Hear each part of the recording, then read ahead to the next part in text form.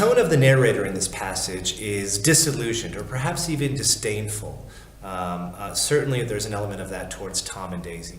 And that's achieved by the words that he chooses to use. Notice the amount of times that he repeats the idea of careless or carelessness in just in this short little section.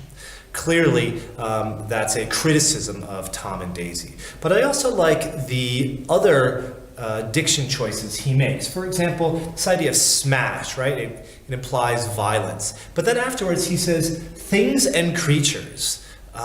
Really what he's talking about is he's talking about people. But by using those terms, things and creatures, there's a certain distance there. And perhaps he's using those terms because he knows that's how Tom sees other people, not so much as individual human beings with hearts and souls, but as simply objects or creatures that are lower than him.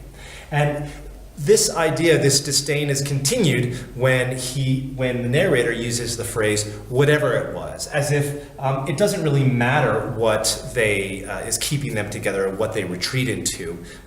In fact, the narrator doesn't seem to care, just as he doesn't care for Tom and Daisy.